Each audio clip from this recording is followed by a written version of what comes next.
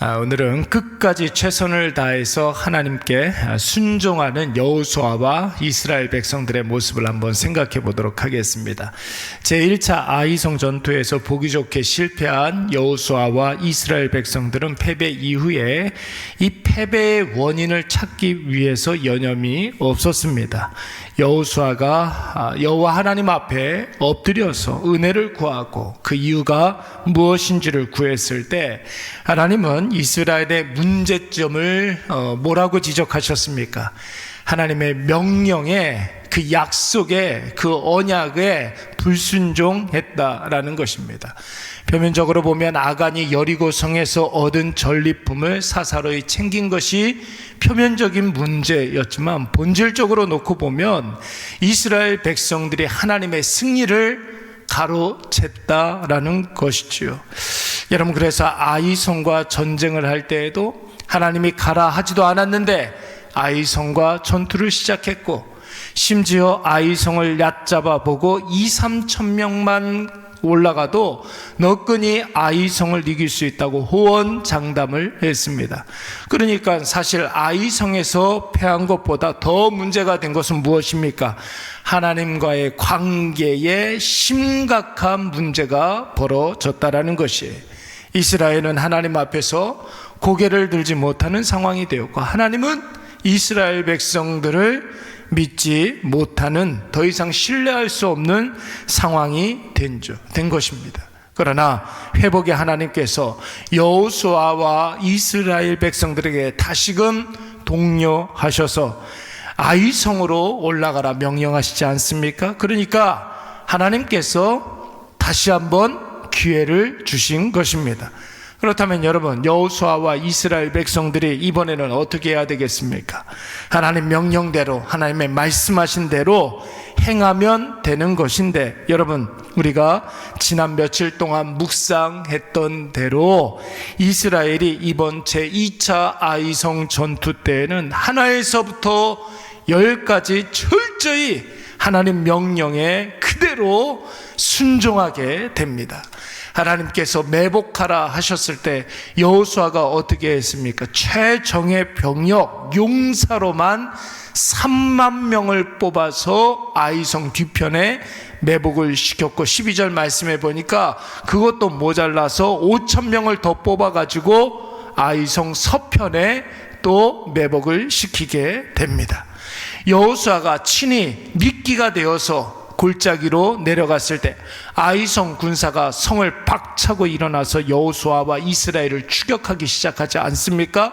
하나님께서 표시할 때까지 여호수아가 최선을 다해서 도망가게 됩니다. 그리고 하나님이 됐다 하실 때에 하나님이 말씀하신 대로 여호수아가 손에 단창을 짚고 신호를 보내니까, 여러분, 그 신호에 따라서 이스라엘 매복군이 일제히 아이성으로 진격하여서 하나님 말씀하신 대로 모든 것을 다 진멸하고 성을 불태우기 시작합니다.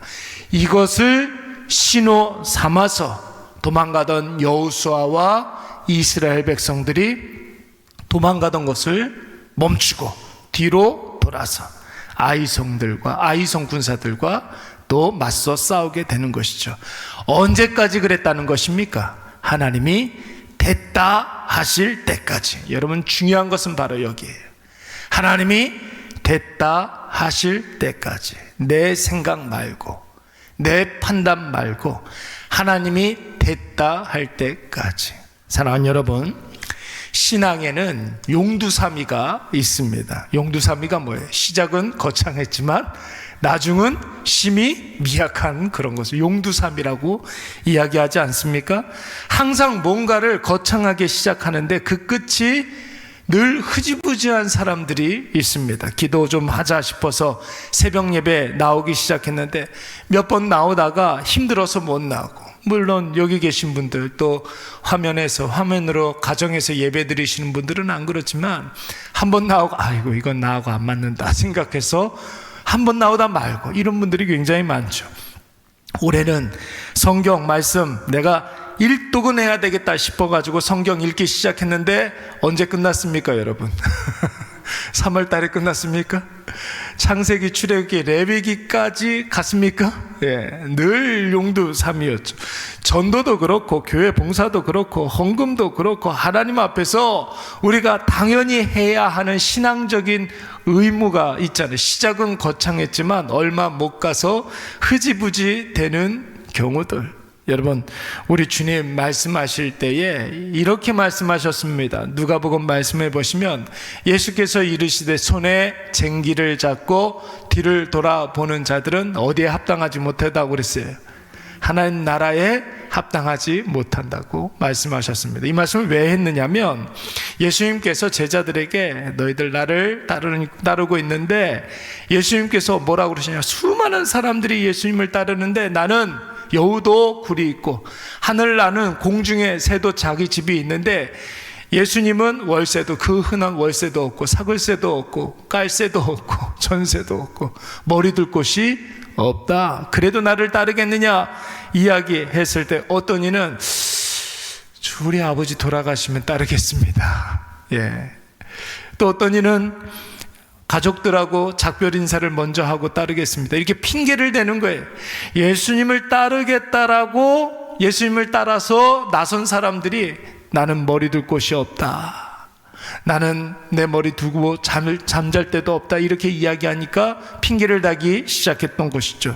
이런 핑계 저런 핑계를 대는 사람들에게 예수님께서 뭐라고 그랬습니까? 죽은 사람들의 장사는 누가 치르라는 거예요? 죽은 자들로 치르라는 거예요. 먼저 나온 죽은 사람은 물리적으로 죽은 사람을 말하는 것이고, 나중 나오는 죽은 사람은 생명이 없는 사람들로 하여금 죽은 자들 뒤치다꺼리 하라고 그러는 거죠. 너희들은 나를 따르라. 예수님 따르기로 했으면 그 이후에는 자기 생각 내려놓고 자기 감정도 내려놓고 오직 하나님만 온전히 따르라고 말씀하고 있는 것입니다. 사랑하는 여러분, 늘 말씀을 드리지만 우리 신앙에 있어서 가장 큰 적이 뭐라고 그랬습니까? 자기 연민. 내 자신이 너무 불쌍해 보이고 나 자신이 너무 안 돼 보이는 그 마음에서부터 자기 자신이 싹트기 시작하는 거예요. 내 안에 나를 위하는 그 욕심이 싹트기 시작하는 것입니다. 우리가 과거에 풍성한 은혜를 받았는데, 여러분, 과거에 분명히 승리했는데 지금의 문제에 주저하고 자신 없어 하는 그 이유가 무엇입니까? 과거에 하나님이 주시는 힘으로 분명히 내가 승리는 하긴 했지만 지금도 하나님이 나에게 은혜를 주실까? 이런 생각이 드는 거죠.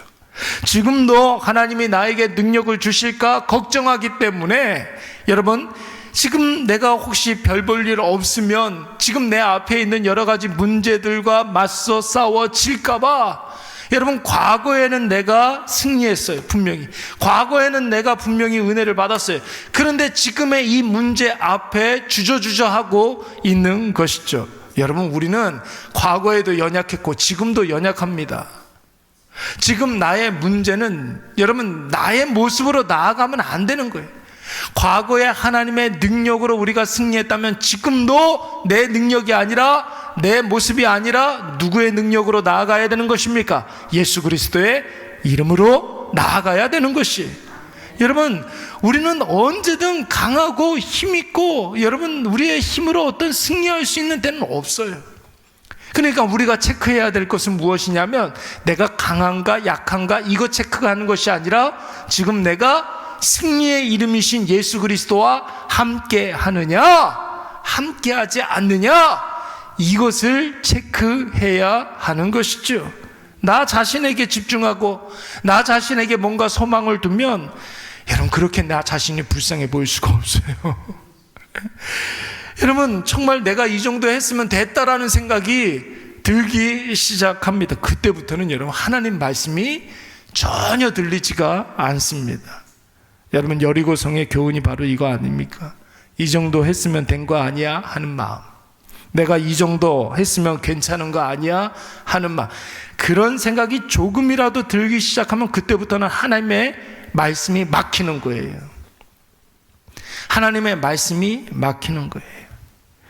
이런 안일한 마음이 앞서게 되면 하나님 말씀이 전혀 들리지도 않고 생각나지도 않습니다. 말씀이 막히면, 여러분, 피가 우리 몸에 계속해서 이렇게 돌면서 산소를 공급해 줘야 여러분 뇌도 돌아가고 식욕도 느끼고 신진대사도 원활하게 되는 것 아닙니까? 마찬가지예요, 여러분. 말씀이 막히면 그때부터는 다 이상하게 내 감정에 집중하게 돼. 자기 감정에 집중하게 되면 자기 자신이 여러분 불쌍해 보이잖아요. 그게 시험 드는 거라고요. 그게 아무도 시험 주는 사람 없지만 말씀이 막히는 그 순간부터, 기도가 막히는 그 순간부터 여러분 나 자신이 시험 들게 되어 있는 것입니다. 오늘 이것을 꼭 기억하셔서 하나님이 됐다 하실 때까지 최선을 다해서 끝까지 순종하시기 바랍니다. 기도할 때 여러분 언제까지 기도해야 된다고 그랬어요? 기도하되 또 기도하고 계속 기도하고 응답될 때까지 기도하고 마지막 뭐라고 그랬어요? 응답되고 난 이후에도 그 응답을 유지하기 위해서 계속 기도해야 되는 거예요. 예. 하나님이 언제 할 때? 됐다 하실 때까지. 하나님 됐다 하실 때까지. 말씀을 묵상하되 여러분 언제까지 여러분 우리가 말씀을 묵상해야 됩니까? 창세기, 출애굽기, 레위기 너무 지겹고 어렵고 막 그렇다 할지라도 인내심을 가지고 소리내서 크게 읽으세요. 소리내서 그냥 읽으세요. 예. 읽으면 여러분 언젠가는 이해가, 아니 우리가 어떻게 다 이해하면서 하나님의 말씀을 읽습니까?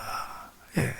읽다 보면 속도도 빨라지고 이해도 되고 그러는 거예요. 예. 여러분서 그래서 하나님의 말씀 많이 읽으시기 바랍니다. 이제 뭐 한 3개월밖에 안 남았죠. 2025년도. 그렇잖아요. 3개월이면 여러분 충분히 일독할 수 있습니다. 예. 말씀 읽다 보면 은혜가 막 쏟아져요. 예.